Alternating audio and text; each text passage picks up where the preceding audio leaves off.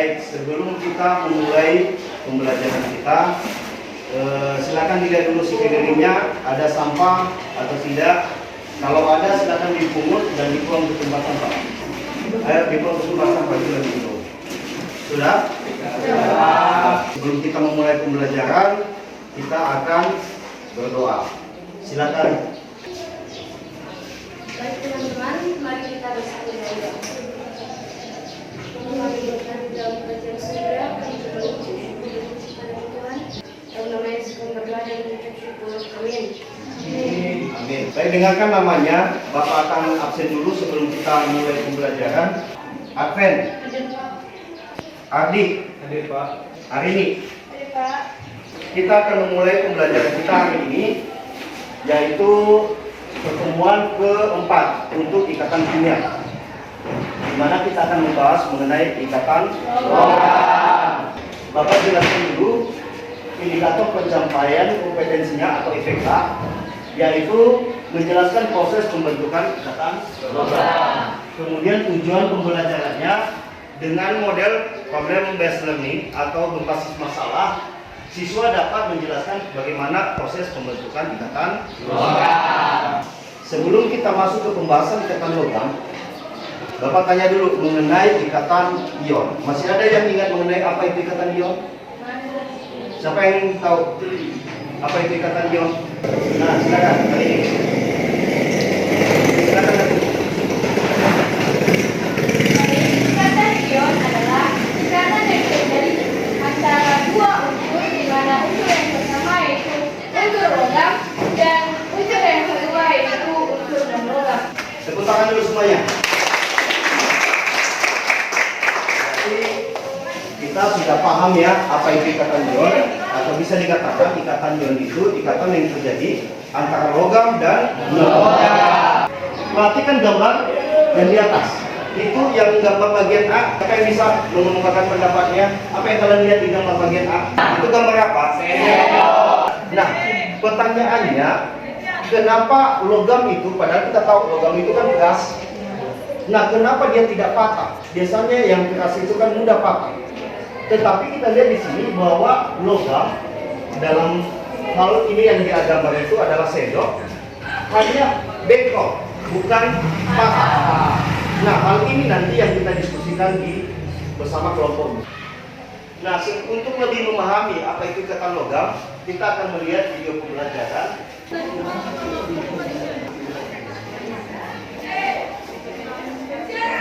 Itu kelihatan di situ. Kelihatan.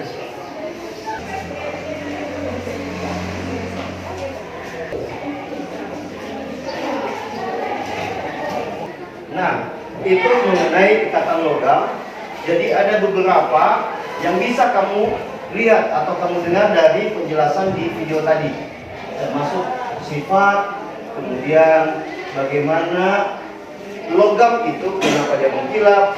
Nah, itu nanti yang kamu tuliskan di LKPD masing-masing. Ini Bapak bagikan LKPD-nya, silakan diisikan dan didiskusikan dengan kelompoknya masing-masing. Sebelum mengerjakan LKPD, baca dulu petunjuk penggunaan LKPD-nya. Kemudian Bapak bukan hanya menilai dari apa yang kamu kerjakan, tetapi proses pada saat kamu mengerjakan LKPD juga akan Bapak perhatikan dan nilai. Bisa dipahami? Bisa. Kalau misalnya ada yang kurang paham, baik itu pertanyaan atau petunjuk yang ada di LKPD, silakan ditanyakan.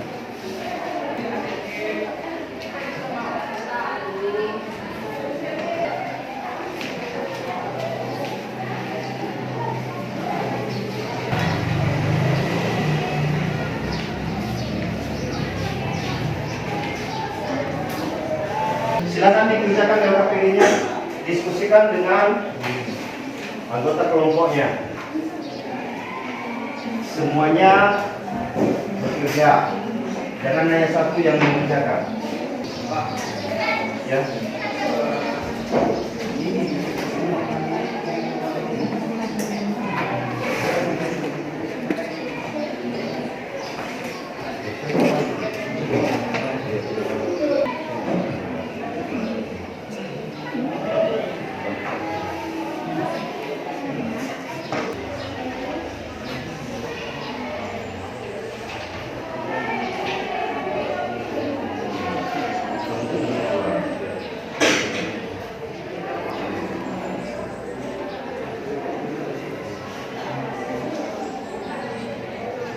Ada yang kurang jelas pertanyaannya atau petunjuknya? Iya Pak. Bagaimana? Kelompok 4? Sudah, Pak. Kelompok 3? Kelompok 2? Sudah Pak. Sudah Pak? Sudah. Baik, silakan kelompok 1 mempresentasikan hasil diskusi kelompoknya. Baik teman-teman, berdasarkan hasil diskusi kami mengenai materi kita pada ikatan logam akan dijelaskan oleh rekan media bersama. Oke teman-teman, di LKPD kami terdapat soal yaitu yang pertama, jelaskan proses pembentukan ikatan logam. Berdasarkan hasil diskusi kami, saya akan menjelaskan bagaimana proses terjadinya pembentukan ikatan logam. Yang pertama, di sini kami mengambil contoh unsur yaitu litium, Li. Nah, sebelum masuk ke proses pembentukan logam, kita harus mengetahui elektron valensi dari Li dengan cara melakukan konfigurasi. Nomor atom dari Li yaitu 3. Nah, di sini setelah kita melakukan konfigurasi elektron, kita dapat mengetahui elektron valensi dari Li yaitu 1. Nah, kemudian kita masuk pada proses terjadinya pembentukan ikatan logam. Kita melihat elektron valensinya, di mana umumnya atom logam itu melepaskan elektron valensinya sehingga membentuk ion positif, sehingga ini menjadi Li+. Jika digambarkan akan menjadi seperti ini.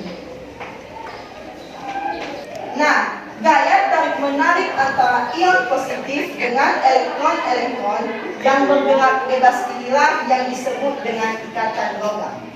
Jadi demikian saja penjelasan dari saya. Baik teman-teman, apabila ada tanggapan, saran, kritik dan pertanyaan boleh mereka. Silakan kelompok lain kalau ada yang mau ditanggapi. Nah, silakan. Seperti yang sudah dijelaskan bahwa hal tersebut akan terjadi berputar terus menerus, betul kan? Nah, pertanyaan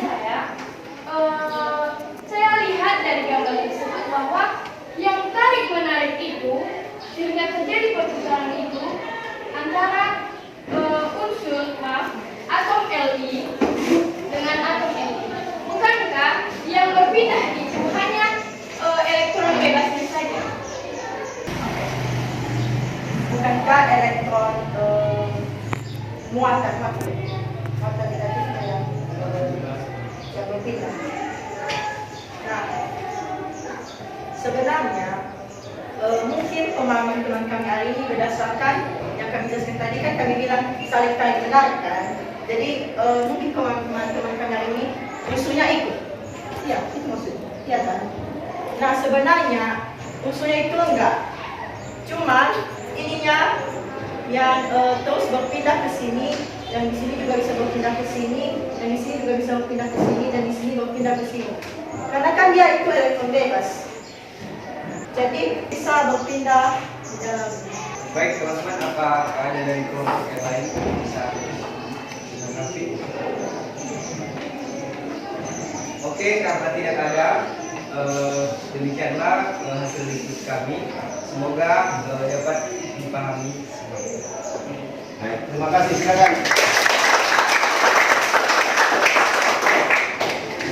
Jadi tadi kita sudah dengarkan penjelasan kawan tadi. Jadi jangan salah menanggapi ya. Artinya ketika kamu juga menjelaskannya salah, nanti ditanggapi oleh kawanmu atau ditangkap oleh kawanmu seakan-akan bahwa unsur Li inilah yang pindah. Padahal apalagi dia menjadi ion positif. Ingat, ion positif itu merupakan indikator. Nah, baik, selanjutnya untuk kelompok 2 silakan. Baik, terima kasih atas kesempatan yang telah diberikan kepada kelompok kami. Pada kesempatan ini kami akan memaparkan hasil diskusi kami yang akan dipaparkan oleh Fatah. Baik, terima kasih kesempatan yang telah diberikan kepada kami. Yang pertama, jelaskan mengapa logam tidak mudah patah atau elastis. Kenapa logam tidak mudah patah atau elastis? Karena elektron valensi logam bergerak bebas mengisi ruang-ruang di antara kisi-kisi kation logam yang bermuatan positif. Seperti yang dijelaskan teman kami barusan kelompok 1, kita ambil contohnya seperti Na, nomor atom Na ini yaitu 11. Sebelumnya untuk mengetahui elektron valensinya, maka kita mencari konfigurasinya. Jadi kita tahu bahwa di sini elektron valensinya adalah 1. Agar bisa stabil Na ini, maka dia melepaskan 1 elektron sehingga terbentuk ion positif yaitu Na+. Yang berpindah nanti bukan muatan Na+nya. Jadi yang berpindah nanti untuk mengisi ruang-ruang atau dari kisi-kisi itu yaitu unsur bebasnya atau elektron bebas. Jadi dia bisa ke sini atau di tempat-tempat lain untuk mengisi ruang-ruang yang kosong. Pada penjelasan di atas apakah ada pertanyaan? Baik, berdasarkan soalnya kan mengapa logam tidak mendapatkan. Nah, yang perlu kami tanyakan di sini, apa hubungannya soal itu dengan jawaban yang telah kami jelaskan? Tadi jawabannya karena elektron valensinya itu karena elektron logam valensi bergerak bebas mengisi ruang-ruang di antara kisi-kisi kation. Jadi dia nanti pada saat dia misalnya elektronnya apabila dia diketuk maka dia tidak berpindah, dia tidak patah.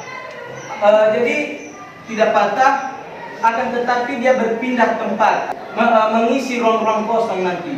Baik, terima kasih atas perhatian semua dan itulah yang bisa kami sampaikan.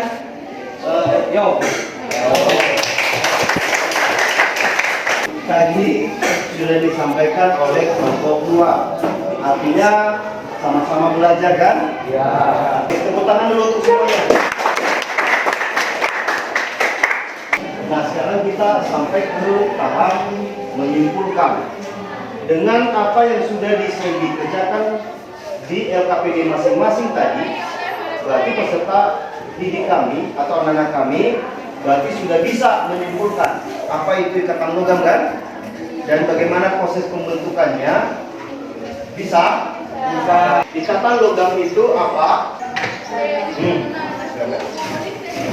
Ikatan logam adalah ikatan yang terjadi karena adanya tarik-menarik antara muatan positif dengan antara muatan positif dan ion logam dan muatan negatif dan elektron yang bergerak bebas.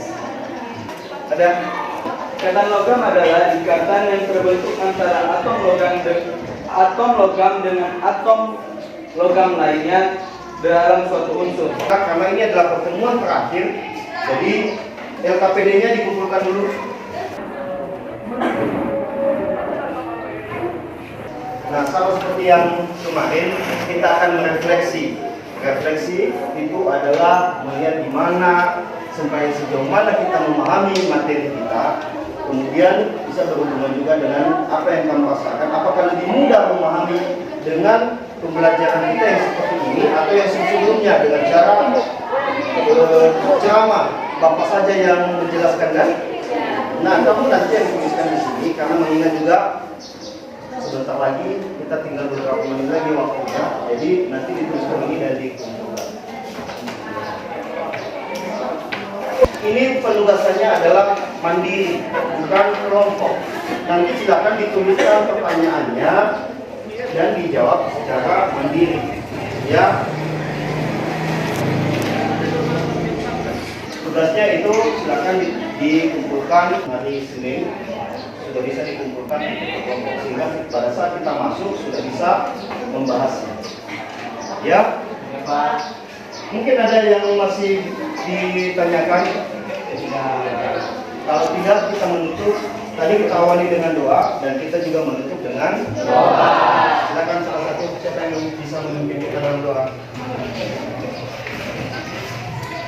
Mari kita berdoa sebagaimana kita doa. Bapak yang baik, Bapak yang berkal, terima kasih atas anugerah kepada kami pada hari ini. hingga dari awal proses pembelajaran sudah berakhir, engkau telah bersama-sama dengan kami. Dalam Yesus yang berdoa dan bercucur Tuhan Dia. Amin. Nah, demikian, selamat siang.